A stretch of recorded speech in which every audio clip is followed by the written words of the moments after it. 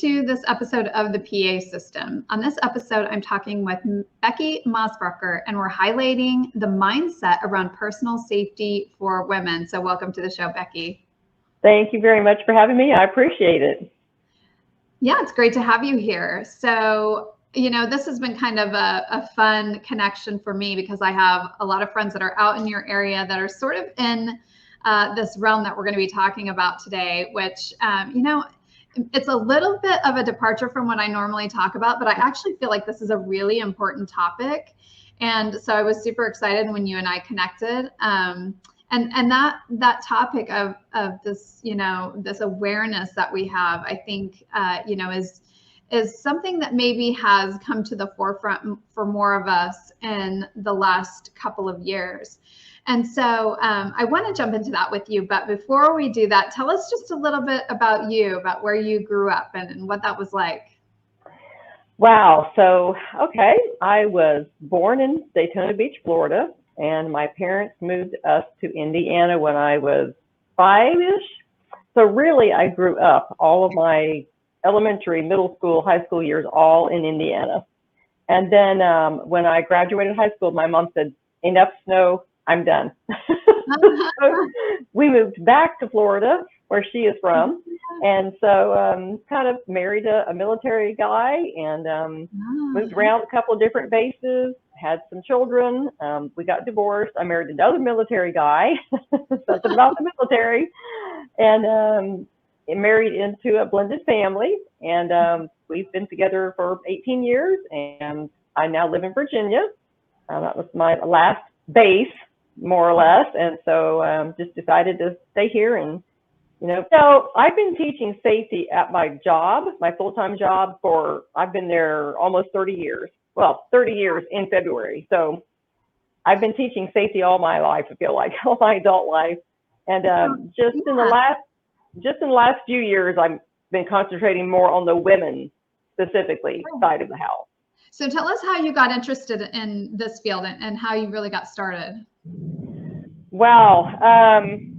So my daughter was getting a criminal justice degree, and her counselor said, it would be really good if you did some kind of like extracurricular thing. So she's like, Mom, the police department has this course for citizens. It's free. Will you come with me? It's like 12 weeks long. Oh my gosh, yes, I'll go.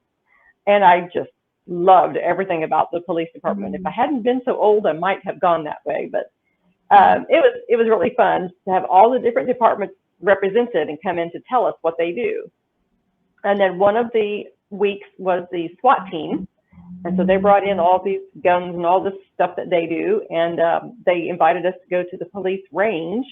And everybody in the class got to shoot the police guns. And I didn't know it, but there was a competition and I won. And my daughter got second place. Wow. And I have been in love with it ever since. So self-defense, situational awareness, firearms training, it just all kind of went together for me. And now I'm really concentrating on the personal safety, situational awareness aspect of all of that. That's great. So why don't you just, kind of tell us a little bit about what that looks like? What does that mindset look like? It's a mindset shift for sure. I try not to make people so afraid to go out of their house that they don't want to go anywhere. Right. It's not that bad. You just need to pay attention. If you're at a movie theater in the middle of summer and you see somebody wearing a long trench coat, you might want to think twice about either going into that theater or, ask somebody, does anybody know what's going on? Is there any kind of reasoning behind this? Some people may not even go to that movie at all. Right. Some people are like, I'm just going to go in and, nobody's going to stop me. I'm going anyway. You just need to think about what it is that you see out in the public nowadays. And is it something that looks safe, or is it something that looks like you might want to say, oh, maybe I don't want to do that right now. Let me go to dinner first and then come back to that later, or let me come another day. You know, you really need to think about what things look like for you out in the public. Concerts are the same way, you know, baseball games, hockey games, all of that big, large outdoor event stuff. You really need to pay attention to at least people around you, if you know, if not anything else. If things just don't feel right, maybe you shouldn't go to that thing, whatever it is. That's a great point. Let's talk about that for a minute, because I do feel like it seems like the last, you know, few years in particular, you know, some of these shootings and things that we've seen seem very sophisticated, you know, and it always seems to get pinned back on one person. But you realize after the fact, it's like, well, wait a minute, all these very sophisticated, you know, things had to come together perfectly just, you know, for this to happen. And so it kind of begs the question of, you know, how much of this is, you know, in some cases just being organized, right, or orchestrated. And so when you've got that level of sophistication, I mean, it does kind of like bring, I think, us to a point of saying, okay, well then, you know, what's our next line of defense? So I think that this point that you're making is so valid, because it's like we often will have a sense about something in advance, right? Like something seems off, or we have a weird feeling about it, things of that sort. And so what are some of the like kind of key identifiers that you would say, things that, you know, maybe it's more than a sense, you know, maybe it's something else, but things that you have seen over the years may come up for people, you know, when a situation isn't quite right? So I had a lady last week, as a matter of fact, tell me that she felt like somebody was following her in the grocery store. Yeah. And like, she told me this big long story, and I'm like, okay, great. What did you do? And she's like, I just kind of blew it off and went to my car anyway. And then he followed her out to her car. I'm like, what is, no. That hair on the back of your neck that was standing up, it was telling you something. She's like, yep, it did. And I just kept going to my car. I just was like blowing it off. And I'm like, no, don't do that. If you feel uncomfortable with something, go get security in the store that you're in. Ask them to walk you out. If you can't find security, call a friend, call somebody and say, something doesn't feel right. Can you meet me here? Can you, help me? Something. Just don't just blow it off and just go on and ignore the thing, because it could be the thing that saves your life is your gut. And people ignore that so much. I think that's such a great point, because, I think that it's our tendency to go, well, that's just crazy. I'm just, making this up or whatever, or someone's going to think I'm crazy, for coming to tell them. I think somebody's following me, Absolutely, but it's true. Yes. Yep. And security guards in malls and grocery stores, if you can find a manager, Walmart, wherever you're shopping, they're more than happy for you to tell them you don't feel comfortable, and they will walk you to your car. I mean, because if somebody's following you, he's probably following somebody else when you leave. So they want to know who this person is. They want to get them out of the store. They want to make them leave, and they're more than happy to help you. You just have to ask. And a lot of people just don't do that. Yeah. Well, and I think, I've been out, I walk quite a bit, and I've been out walking, in my own area before, where I've kind of had that feeling like, I don't know, this car is like, they're kind of like not going anywhere, they're just kind of like slowly tracking around, but they're not really going anywhere. And it doesn't quite make sense, And so I've even, sent calls into the police department to say, hey, there's this vehicle that's just kind of like hanging around. It's not really going anywhere. It's just kind of like, looping. You might want to check this out, and just to kind of have a sense for that, even in our neighborhoods, right? Or if there's people doing things that don't seem quite right, that don't seem appropriate for the place and time, for the situation, so to speak. Absolutely. That's the biggest key right there. You just hit the nail on the head. If something looks out of place, you should question it. I mean, like I pick on the guy with the trench coat because it's a really good example of something that somebody should not be wearing when it's 95 degrees outside. Right. That's not normal. Right. So yeah. I would really wonder about that. We went to a movie recently, and a guy was wearing a leather bomber jacket. And I pointed him out to my husband, and my husband was like, what in the world? And I said, well, I just don't know. He kind of laughed. He's like, Becky, we're at a Top Gun movie. he's trying to dress like Tom Cruise. And I thought, that's not what my head said. My head said, there's a guy in the middle of summer wearing a jacket.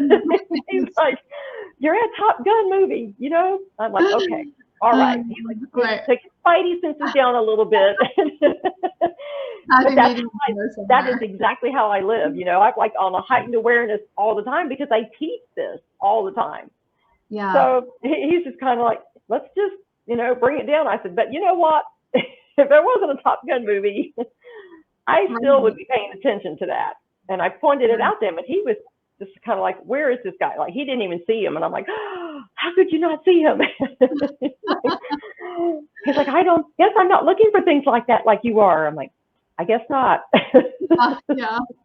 Well, I think that brings up an important point, because I do think that there are things that women are, you know, have to be more aware of and are more aware of, right? In certain circumstances. I mean, certainly, like, you know, if you are out by yourself, maybe walking through a parking garage, or you're out, you know, late at night, or whatever the case may be, you know, having that mindset of awareness, it can be very, very important. And then also, I think that there are some things that we can do if we find ourselves, right, in kind of a not so certain situation. I mean, I've even had that happen to me in broad daylight in downtown Kansas City, where I thought, this person's definitely following me. Like, I need to get to a place very quickly where there's other people and I feel like there's some, you know, level of safety. So what are some of those things that, you know, we need to also kind of like second level be thinking about if something does seem off?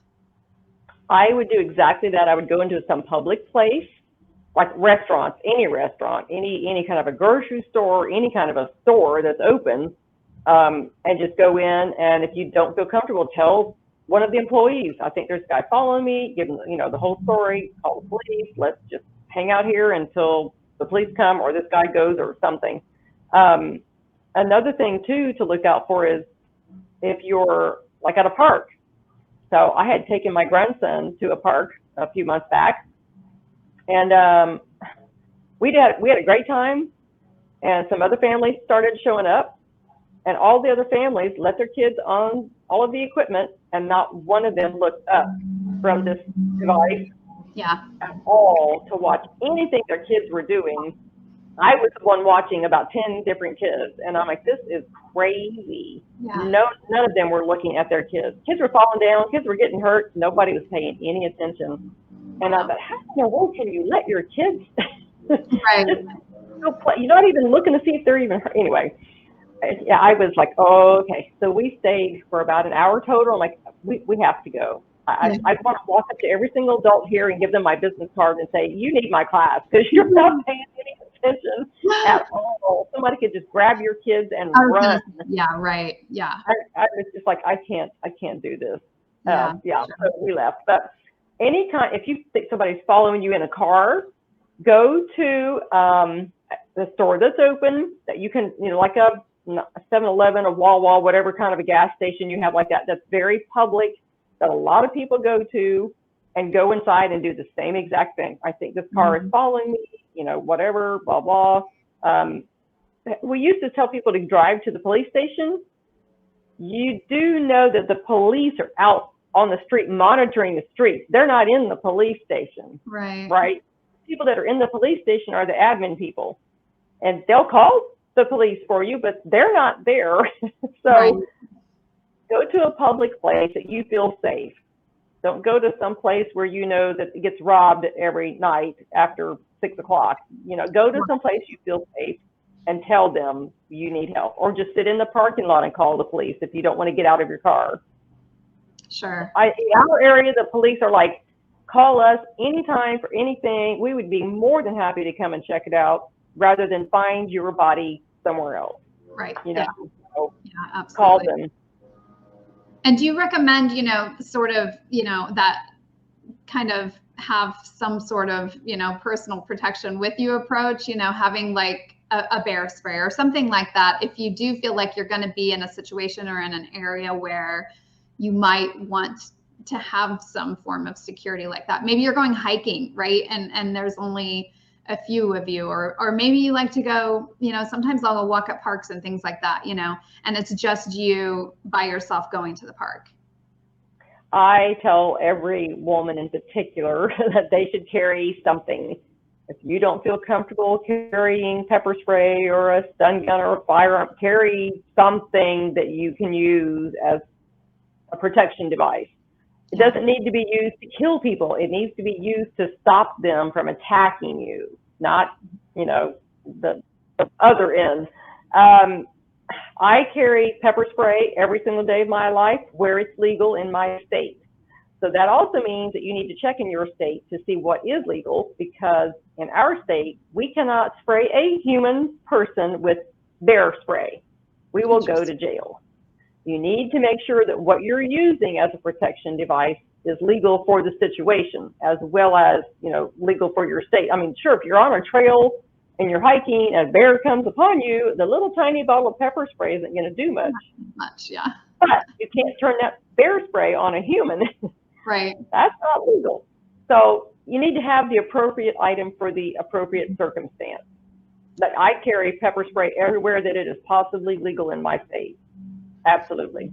Yeah. Well, and I think also too, along those lines, and I'm sure you have found this to be true, is kind of knowing how to use it. Like, don't just go buy it and then not have any idea how to use it, or, you know, or how it works. Because if you spray that stuff into the wind and it blows back at you, then you're in a worse situation than you were in to start with, kind of thing. Absolutely.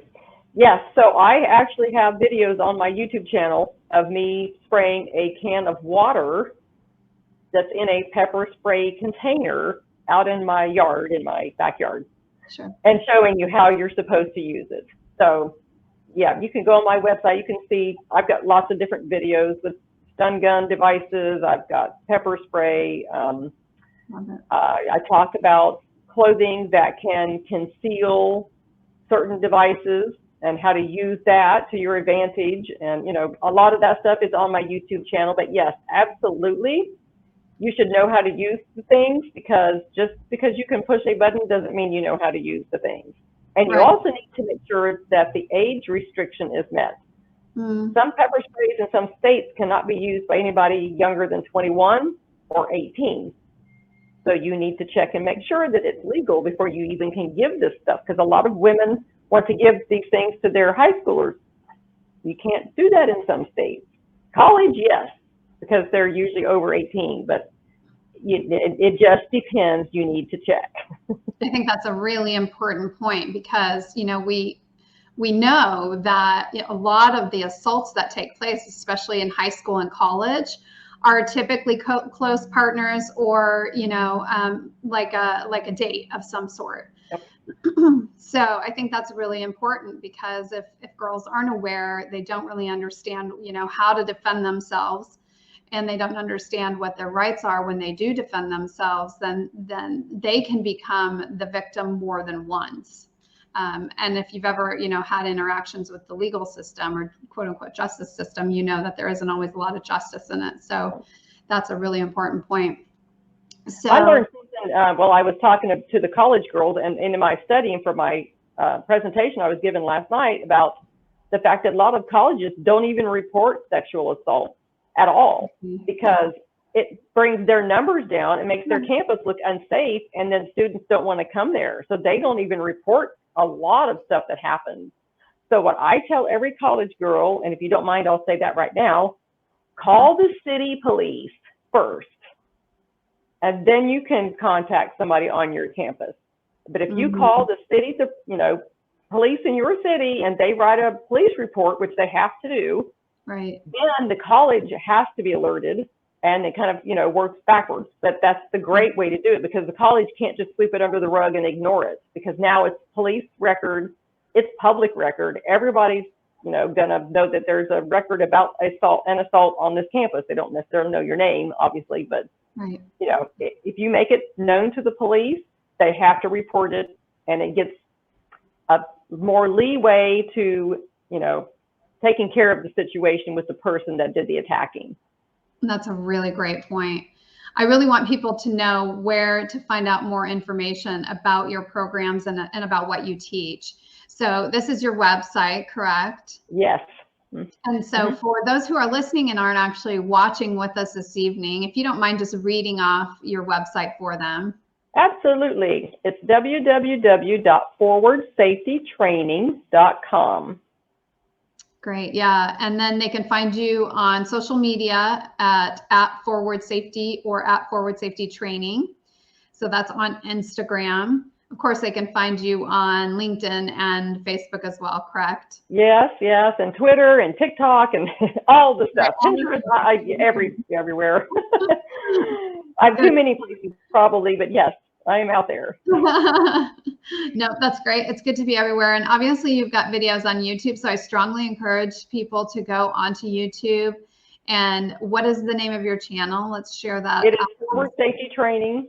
Yep, that's my handle on YouTube. Perfect. Okay, good. And so, yeah, with that, any closing thoughts that you feel are really important to share, just to kind of give people an overall sense of where to even start to kind of, I almost feel like, it's like we need like these personal safety sort of plans, right? Like we have to kind of think about this in advance and be prepared in advance for something. And that's actually something that I talked about last night.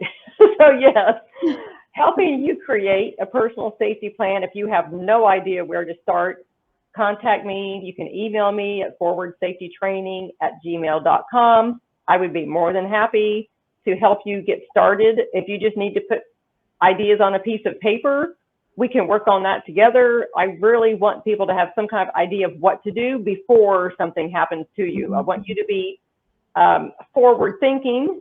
Something else too. Recently, I got to write a chapter in a book and kind of told my story about a competition that I was in, which was really cool.